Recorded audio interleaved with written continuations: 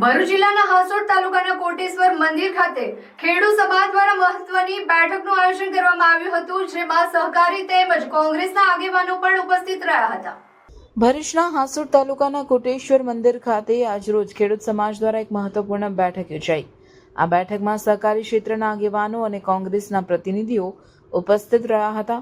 ખેડૂતોએ પોતાના હિત માટે સરકારને સીધી ચેતવણી આપી છે કે સિંચાઈના પ્રશ્નો તરત ઉકેલવામાં ન આવ્યા તો તેઓ આગળ ઉગ્ર આંદોલન કરવા તૈયાર છે.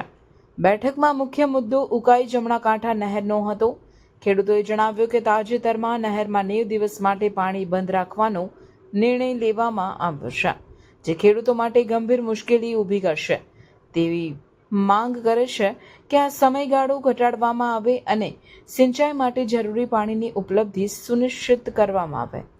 આ બેઠકમાં ગુજરાત ખેડૂત સમાજના જયેશ પટેલ, કોંગ્રેસના મહામંત્રી સંદીપ માંગરોલા, તાલુકા કોંગ્રેસ પ્રમુખ વલ્લભ પટેલ, રમેશભાઈ પટેલ સહિતના અગ્રણીઓ હાજર રહ્યા. મોટી સંખ્યામાં સિંચાઈથી અસરગ્રસ્ત ખેડૂતો પણ ઉપસ્થિત રહ્યા અને પોતાની સમસ્યાઓ વ્યક્ત કરી હતી. બેઠકમાં આગામી સમયમાં યોજાનારી સહકારી સંસ્થાઓની ચૂંટણી અંગે પણ ચર્ચા થઈ, જેમાં ભાજપ સામે બિનભાજપી પેનલ ઊભી કરવા અંગે વિચારણા કરવામાં આવી. ખેડૂત આગેવાનો દ્વારા સ્પષ્ટ સંકેત આપ્યો કે જો સરકાર દ્વારા પાણીની ઉપલબ્ધિ અને અન્ય પ્રશ્નોનો તાત્કાલિક ઉકેલ ન મળે તો આગળના દિવસોમાં માર્ગ પર આંદોલનનું દ્રશ્ય સર્જાશે. આ બેઠક ખેડૂત સમાજ માટે મહત્વપૂર્ણ સિદ્ધ થઈ છે અને તે ભવિષ્યમાં સ્થાનિક રાજકીય અને ખેડૂત હિતના મુદ્દાઓ પર પ્રભાવ પાડવાની શક્યતા ધરાવે છે. જે પૂર્વ વક્તાઓએ વાત કરી છે એ વાતનો સાર એ નીકળે છે કે ખેડૂતોનું સંગઠન નબળું છે, ખેડૂતો સંગઠિત નથી.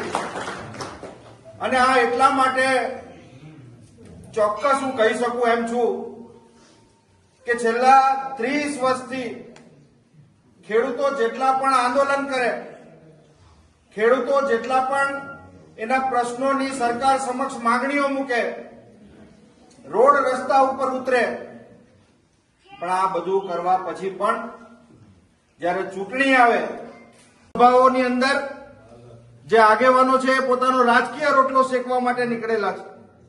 ત્યારે મિત્રોને આપણે પૂછવાની જરૂર છે, કહેવાની જરૂર છે કે ભૂતકાળની અંદર જૂના જે મિત્રો અહીંયા બેઠા છે, કોંગ્રેસની પણ સરકારો હતી અને કોંગ્રેસના ચાલુ સરકારના મિનિસ્ટરો પણ આ ખેડૂત સમાજની સભાની અંદર ઉપસ્થિત રહેતા હતા.